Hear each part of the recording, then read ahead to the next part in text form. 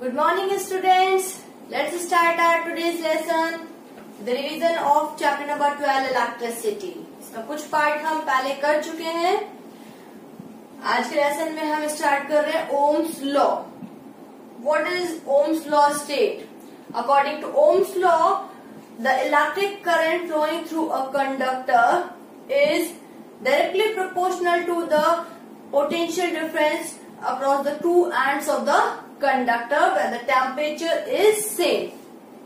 So according to that we can write that V is proportional to I. जो हमने बोला है हमने वही लिखा है that I the electric current जो कि किसी भी कंडक्टर में फ्लो हो रहा है उसके अक्रॉस जो पोटेंशियल डिफरेंस है उसके क्या होता है प्रोपोर्शनल होता है.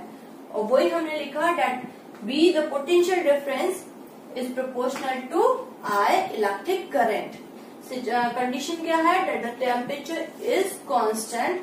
वहां पे टेम्परेचर सेम होना चाहिए, कांस्टेंट रहना चाहिए. So when we remove the proportionality sign, V is equal to IR, where R is a constant which is called resistance. यहाँ पे R एक कांस्टेंट है जिसको कि हम कहते हैं resistance. So this is the Ohm's law. When we make a graph in this V and I, अगर हम V और I में ग्राफ बनाते हैं it is a straight line and the slope of this graph shows the resistance. VI graph का जो slope होता है वो किसको शो करता है रेजिस्टेंस R को. And when we put or when we make a graph in I and V, अगर हम IV ग्राफ लेते हैं the slope of IV graph shows the reciprocal of resistance which is also called conductance. VI graph का slope R show करता है, resistance को show करता है. पर अगर IV ग्राफ लेंगे तो उसका स्लोप 1/R को शो करता है जिसको कि हम कंडक्टेंस भी कहते हैं. ये हमें ध्यान रखना है क्योंकि इस पे बेस्ड बहुत सारे क्वेश्चंस आते हैं. Then the next thing is what is resistance? जो अभी हमने पढ़ा कि रेजिस्टेंस क्या है. So which is denoted by R. हमने यहाँ पे रेजिस्टेंस को R से डिनोट किया है. So what is resistance? It is the property of a material due to which it resists the flow of electric current through it. ये property है किसी भी मटेरियल की जिसकी वजह से वो उसमें अपने अंदर से होने वाले इलेक्ट्रिक करंट के फ्लो को क्या करता है रेजिस्ट करता है, रोकता है. Then as I told you it is denoted by R and its SI unit is ohm. इसकी रेजिस्टेंस की SI यूनिट है ओम which is denoted by a Greek letter omega. You can see the symbol of omega. हम omega का symbol देख सकते हैं और हम इसको ये क्या है यूनिट है रेजिस्टेंस की. So according to Ohm's law V is equal to IR. तो इसी फॉर्मूला से हम निकाल सकते हैं that I is equal to V upon R. So the I is in V. According to this formula we can say that I is inversely proportional to R. अगर हमने यहाँ पे ये ओम्स लॉ देखा है और ओम्स लॉ से हमने I निकाला है तो I is equal to V upon R and according to that this I is inversely proportional to this resistance. Means the electric current flowing through a resistor is inversely proportional to the resistance of that resistor. जो electric current flow हो रहा है उसके जो भी resistor है उसके resistance के इनवर्सली प्रोपोर्शनल होता है. Means if the resistance is high the less electric current will flow through the resistor.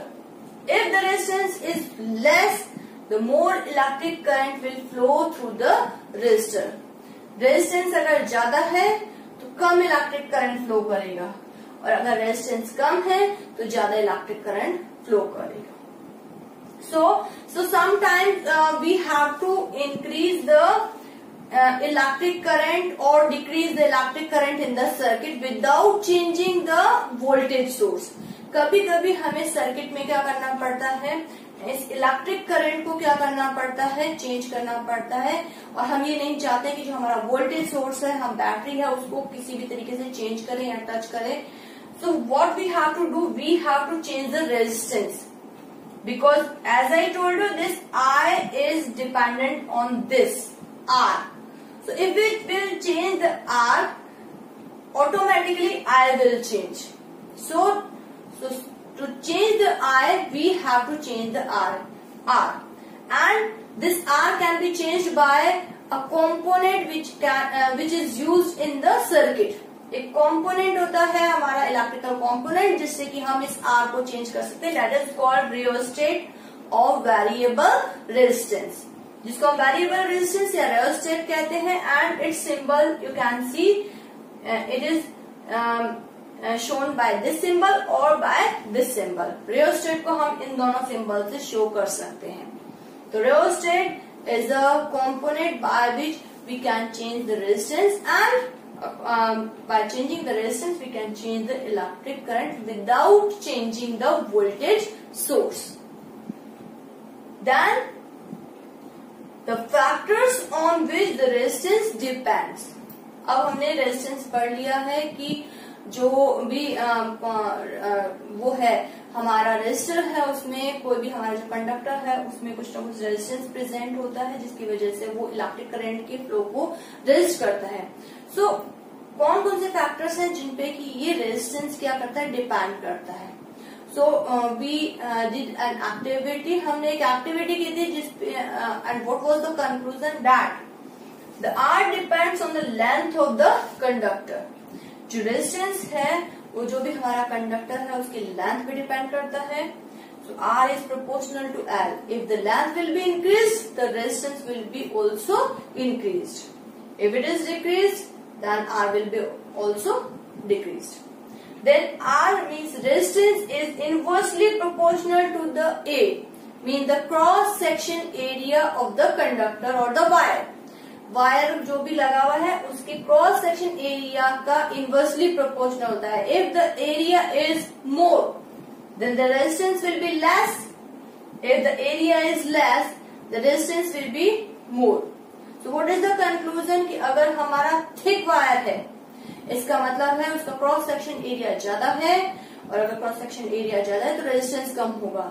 It means thick wire का रेजिस्टेंस कम होता है इसलिए उसमें से ज्यादा इलेक्ट्रिक करंट फ्लो करेगा, और अगर थिन वायर है यानी कि उसका क्रॉस सेक्शन एरिया कम है उसमें रेजिस्टेंस ज्यादा होगा, उसमें से लेस इलेक्ट्रिक करंट फ्लो करेगा.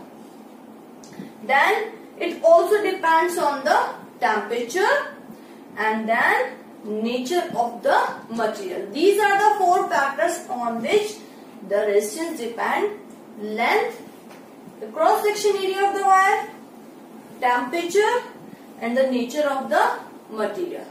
So by including this we can say that R is proportional to rho L upon A, where this rho is a constant. यहाँ पे हमने एक कांस्टेंट लगाया है जो कि रो है, and this rho is called the specific resistance और द रेजिस्टिविटी. इस कांस्टेंट को हम कहते हैं स्पेसिफिक रेजिस्टेंस या रेजिस्टिविटी. जनरली हम इसको रेजिस्टिविटी के नाम से बुलाते हैं. So this resistivity only depends on the nature of the material. It is a characteristic property of a material. ये जो हमने रो पढ़ा है, रेजिस्टिविटी जो पढ़ी है, it is the characteristic property of the material. हर मटेरियल की कैरेक्टरिस्टिक प्रॉपर्टी होती है. So we can say that this rho और the resistivity depends on the nature of the material. ये सिर्फ और सिर्फ नेचर पे डिपेंड करती है मटेरियल के. And when we find out the unit of this rho, according to this formula, what is this? That R is equal to rho L upon A. So what is rho? That is RA upon L. According to this, R we can say ohm, A meter square and length in meter. So meter to meter we can find out that unit of resistivity is ohm meter. यहां से हमने निकाली है कि जो resistivity है उसकी unit क्या होती है, ओम मीटर होती है. तो यहाँ पे हमने आज ओम्स लॉ पढ़ा, उसके अकॉर्डिंग जो ग्राफ है वो पढ़े हैं. तो यहाँ पे इन पे बेस्ड क्वेश्चंस आते हैं, डिफरेंट आपके पास ग्राफ दे दिए जाते हैं, then you have to compare them that there are 3 resistances, which one is greater than which resistance, then the resistance and what is resistance, how can we calculate it, then the factors on which resistance depends, इस पे based भी बहुत सारे question आते हैं. that if we increase the length of a wire and it becomes double, or if we increase the length of a wire just double, what will be the resistance of the wire? अगर हमने किसी wire की length को double कर दिया है तो resistance कितना होगा? As we know that R is proportional to L, length double कर दी है, अगर लेंथ डबल हो गई तो रेजिस्टेंस भी कितना हो जाएगा? डबल हो जाएगा. If the length is decrease to half, अगर लेंथ हमने हाफ कर दी है because it is proportional to length, the resistance will be also half. As like that, cross section area, it is inversely proportional. If the area is doubled, cross section area is doubled, the resistance will become half because it is inversely proportional. If the cross section area is half, then the resistance will become double. So according to that, we have to solve the questions. जो भी question आएगा हमें अच्छे तरीके से relation पे ध्यान रखना है. But most important point is this, don't get confuse in resistance and resistivity. There are 4 factors on which the resistance depends: length, area, temperature and the nature of the material. But the resistivity only depends on the nature of the material. So whenever the question there is a question, you have to see the question carefully and you have to understood that what is the question asking about the resistance or the resistivity. Just like if there is a question that if we increase the length of a wire doubled, what will be its new resistivity? So as we know that the resistivity does not depends on the dimensions of the wire. उसकी dimensions पे depend नहीं करती, it only depends on the nature of the material. हमने उसकी length को double किया है पर जो भी material है it's still same. जो हमने material लिया है हमने उसकी length को change किया, उसके material को change नहीं किया है. इसका मतलब है the resistivity will remain same. So, whenever you are solving the question, be careful, try to understand them, then solve. Combination of resistors. Resistors का different resistors का combination. तो resistors आपको पता होना चाहिए कि resistors क्या हैं. Resistors are the substances which have which allow the electricity to pass through them, but which offer some resistance also. जो कि अलाउ तो करते हैं इलेक्ट्रिसिटी को पास होने में, पर कुछ रेजिस्टेंस भी शो करते हैं. सो these materials are called resistors. ऐसे मटेरियल्स को हम रेजिस्टर्स कहते हैं, ऐसे कंपोनेंट्स को हम क्या कहते हैं? रेजिस्टर्स कहते हैं. तो उनका जो कॉम्बिनेशन है वो आज हम पढ़ेंगे. So there are 2 type of combination of resistors: series combination and parallel combination. Series combination, as we know, in which the resistors are connected end to end, जिसमें resistors जो हैं वो end to end connected होते हैं. Just like there are 3 resistors are there which have the resistance R1, R2 and R3. 3 resistors हैं जिनके resistances R1, R2, R3 हैं, and we connect them end to end. This combination is called series combination. Then the second is the parallel combination, in which the one ends of the resistors are connected to one point and the another ends of the resistors are connected to the another point. जो भी resistors हैं, अगर हमने यहाँ पे 3 resistors लिए हैं जिनके रेजिस्टेंसेस हैं R1, R2 एंड R3. इन तीनों के जो फर्स्ट पॉइंट्स एंड पॉइंट्स हैं वो एक पॉइंट से, और जो दूसरे एंड पॉइंट्स हैं वो एक पॉइंट से कनेक्टेड है. सो such type of combination is called parallel combination. So what can we see in series combination? That the electric current flowing through each resistor is same. अगर इसमें I इलेक्ट्रिक करंट इस circuit में flow हो रहा है तो यही I electric current इस रेजिस्टर्स में भी, इसमें भी और इसमें भी फ्लो होगा. So in series combination I is same for all resistors, but the end point of each resistance is different. Each resistor का जो end point है वो different है. So the potential difference across each resistor is also different. इनके across जो potential difference होगा वो भी क्या होगा, डिफरेंट होगा. So we can say that in series combination the I is same but the V is different. What is the potential difference? तो इनमें I जो है वो सबके लिए सेम है, पर V यानी कि पोटेंशियल डिफरेंस तीनों रेजिस्टर्स के लिए है डिफरेंट है. Now come to the parallel combination. We can say that this I is divided into three parts. When it reaches to the first point, यहाँ पे अगर हम इसको A से डिनोट कर दें और इसको B से डिनोट कर दें, so when the electric current reaches to the A point, it divides into three parts: I1, I2 and I3 according to the resistances R1, R2 and R3. वो 3 parts में divide हो गया. So for each resistor the value of I is different. I की value क्या है, तीनों के लिए क्या है, डिफरेंट है. एक में I1 है, दूसरे में I2 है, तीसरे में I3 है. So we can say in parallel combination the value of I electric current is different for each resistor. The next point is this, that the end points of all the resistor is same. So the potential difference across the each resistor will be also same. हर resistor का जो and point है वो हर resistor का same है, तो जो potential difference होगा सबके लिए वो भी क्या होगा, सेम होगा. So the conclusion is this, in parallel combination the V is same means the potential difference is same but the electric current is different. So it will be very helpful for you to solve different questions based on series and parallel combination.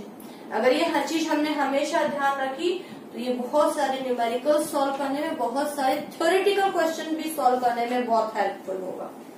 Then when we calculate the resultant resistance in series combination that we studied in the previous lessons. बहुत सारे जो हमने previous lessons पढ़े हैं उनमें ये बहुत अच्छी तरीके से डिटेल में समझाया हुआ है. How can we calculate the resultant resistance of the series combination and the parallel combination. So the resultant resistance of series combination is given by R1 plus R2 plus R3. इनको just हम इनको सम कर देंगे और हमारे पास आ जाएगा resultant resistance. And the resultant resistance in the parallel combination 1 upon R is equal to 1 upon R1 plus 1 upon R2 plus 1 upon R3. तो इन दोनों फॉर्मूला से हम क्या निकाल सकते हैं, सीरीज कॉम्बिनेशन का resultant resistance and the parallel combination का resultant resistance. So according to this we conclude that in series combination the resultant resistance is always greater than the individual resistances. ये जो हमारे सीरीज कॉम्बिनेशन का जो resultant resistance है वो इन तीनों से क्या होगा, हमेशा ग्रेटर होगा, because it is the sum of all these three resistances. जितने भी रेजिस्टेंसेस दिए हैं 3 है और मोर देन 3 और 2 और मोर देन 2, तो जितने भी रेजिस्टेंसेस हैं जो हमारा सीरीज कॉम्बिनेशन का जो रिजल्टेंट रेजिस्टेंस है वो हमेशा इनसे क्या होगा, ग्रेटर होगा. So what is the conclusion, wherever we have to increase the resultant resistance there we will always use the series combination of the resistors. जहां कहीं भी हमें टोटल रेजिस्टेंस को इंक्रीज करना है, हमें रिजल्टेंट रेजिस्टेंस को ज्यादा बढ़ाना है वहां पे हम कंपोनेंट्स को या रेजिस्टर्स को सीरीज कॉम्बिनेशन में लगाएंगे। Here we can see that the resultant resistance 1/Rp reciprocal of the resistance of parallel combination is equal to the 1/R1 plus 1/R2 plus 1/R3. So when we calculate the resultant resistance in parallel combination, the resultant resistance is always smaller than the smallest resistor in the combination. इसका मतलब है कि अगर हम यहाँ पे resultant resistance निकालते हैं तो ये जो रिजल्टेंट रेजिस्टेंस आएगा पैरेलल कॉम्बिनेशन का, वो जितने भी रेजिस्टर्स लगे हुए हैं उसमें जो स्मॉलेस्ट रेजिस्टर है उससे भी क्या होगा, हमेशा कम होगा। ये हमेशा ध्यान रखिए। मान लीजिए यहाँ पे 3 रेजिस्टर लगे हुए हैं, 2, 3 और 4, तो जो हमारा रिजल्टेंट रेजिस्टेंस आएगा वो इसमें जो स्मॉलेस्ट रेजिस्टर है यानी कि 2 जो है उससे भी क्या आएगा, कम आएगा। तो जहां कहीं भी wherever we have to decrease the resultant resistance, there we always connect the resistors in the parallel combination. तो कंक्लूजन ये है कि जहां कहीं भी हमें रिजल्टेंट रेजिस्टेंस को कम करना है वहां हम रेजिस्टर्स को हमेशा पैरेलल कॉम्बिनेशन में कनेक्ट करते हैं। In our domestic circuits, all the components are connected in a parallel combination. Some more advantages are there of parallel combination. In parallel combination, there are different switches for all the components. Next, in parallel combination, if the circuit breaks from somewhere, अगर parallel combination में circuit कहीं से भी break हो जाता है, the remaining circuit remains as such, जो remaining circuit है वो एज सच रहता है। But in series combination if one component fails, the circuit breaks from there and the remaining circuit also close, और we can say that it also fails. अगर यहाँ पे कोई भी एक कंपोनेंट फेल हो जाता है तो सर्किट वहीं से ब्रेक हो जाता है और रिमेनिंग जो सर्किट है वो भी क्या हो जाता है, फेल हो जाता है। There is only one switch for all the components. Parallel combination में हर कंपोनेंट के लिए डिफरेंट स्विच होता है, पर सीरीज कॉम्बिनेशन में एक ही स्विच होता है। तो ये जो है कुछ अदर एडवांटेजेस और हम कह सकते हैं डिसएडवांटेजेस है सीरीज कॉम्बिनेशन के और पैरेलल कॉम्बिनेशन के। The next thing is the heating effect of electric current. What is the heating effect of electric current? Whenever the electric current flow through a conductor, it produces some heat. So we can say that the production of heat due to the flow of electric current through a conductor, that is called heating effect of electric current.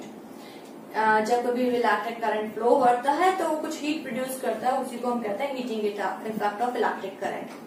And the amount of heat produced, हमने कहा कि जब electric current flow होगा वो heat produce करेगा, तो ये जो अमाउंट निकालते हैं हम इलेक्ट्रिक करंट की वजह से हीट प्रोड्यूस का, that is obtained by the Joule's law of heating. वो हम जूल्स लॉ ऑफ हीटिंग से निकालते हैं। According to that, that heat amount of heat produced is directly proportional to the I square. It is directly proportional to the resistance of the resistor, and it is directly proportional to the time for which the electric current flows through the resistor. So according to that, when we mix them, then H is equal to I square RT. The amount of heat produced is equal to I square RT. इससे हम क्या कर सकते हैं, heat produce निकाल सकते हैं।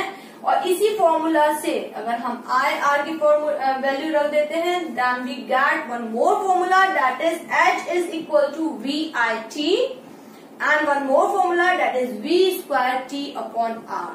सो these are the 3 formula by which we can calculate the amount of heat energy produced due to the flow of electric current. Electric current के फ्लो की वजह से जो भी अमाउंट हीट प्रोड्यूस होती है उसको हम इनसे निकाल सकते हैं। अकॉर्डिंग टू द न्यूमेरिकल में व्हाट वैल्यूज आर गिवन, क्या दे रखी है, आई दे रखा है, पोटेंशियल डिफरेंस दे रखा है, रेजिस्टेंस दे रखा है, तो उसके अकॉर्डिंग हम क्या करेंगे, इन तीनों में से एक फॉर्मूला पुट करके और we can calculate the heat produced. बस हमें ये ध्यान रखना है कि उस समय हमें कौन सा वाला फॉर्मूला किस सिचुएशन में लगाना है। So this is all about the combination of resistors. इसके अलावा हम और भी चीजें कर सकते, और भी जो हमारा आगे का है वो देखेंगे। The next point is electrical power. So what is electrical power? That is the energy, electrical energy consumed or produced per unit time, or we can say the rate of consumption or the production of electrical energy. So according to the definition, P is equal to E upon T. Definition के according P is equals to हो जाता है हमारा E upon T। So we have calculated that E energy produced is equal to I square T RT। So T is T and VIT upon T and V square T upon R upon T। I से I कट हो जाता है और हमारे पास power के 3 formulas आ जाते हैं, I स्क्वायर R और इज इक्वल टू VI और is equal to V square upon R। तो हम 3 फॉर्मूला से क्या निकाल सकते हैं, इलेक्ट्रिकल पावर कैलकुलेट कर सकते हैं। The SI unit of power is what. इसके अलावा जो हाई यूनिट होती है that is kilo watt and the megawatt. तो ये हाई यूनिट्स हैं but the SI unit is what. Then the last point is the commercial unit of energy. What is the commercial unit of energy? That is kilowatt hour. ये हमेशा ध्यान रखिए, what जो है वो पावर की unit है, वॉट, और इसी की हायर यूनिट है किलोवाट। यानी कि अगर हमसे पूछा जाए किलोवाट क्या है, वो पावर की यूनिट है। बट अब हम पढ़ रहे commercial unit of energy. Energy की यूनिट अगर हम कहें जो कि कमर्शियल यूनिट है दैट इज किलोवाट आवर। बच्चे इसमें बहुत कंफ्यूज होते हैं, हमें हमेशा ध्यान रखना है that kilowatt hour is the commercial unit of energy which is denoted by kWh और which is also called unit, जिसको कि हम यूनिट भी कहते हैं। सो what is the relation in the commercial unit of energy and SI unit of energy? As we know, what is the SI unit of energy? That is joules. Commercial unit of energy में और SI unit of energy में क्या relation है? That 1 kilowatt hour is equal to 3.6 into 10 raised to the power 6 joule. 1 kilowatt hour इसके बराबर होता है 3.6 into 10 raised to the 6 joules के बराबर होता है। So this is the relationship in the commercial unit of energy and SI unit of energy. Again I want to say, don't get confused in kilowatt and kilowatt hour. अगर हम kilowatt की बात करते हैं वो पावर है, और अगर हम किलोवाट आवर की बात कर रहे हैं तो कमर्शियल यूनिट ऑफ एनर्जी है। तो हमेशा ध्यान रखिए और अकॉर्डिंगली फिर हमें क्या करना है, क्वेश्चन को सॉल्व करना है कि एनर्जी निकालनी है, पावर निकालनी है तो कौन सा वाला फॉर्मूला पुट करना है, किस तरीके से सॉल्व करना है, उन्हीं के अकॉर्डिंग हमें क्वेश्चन फॉर्मूला पुट करके निकालना पड़ेगा। So it is all about the chapter electricity, और हमें इन पे बेस्ड जो भी हमारे थ्योरेटिकल क्वेश्चंस हैं या हमारे जो भी न्यूमेरिकल्स हैं वो सॉल्व करने हैं। And more you practice, more you will be perfect. जितनी ज्यादा प्रैक्टिस करेंगे उतना ज्यादा परफेक्ट होते जाएंगे। Thank you and have a nice day.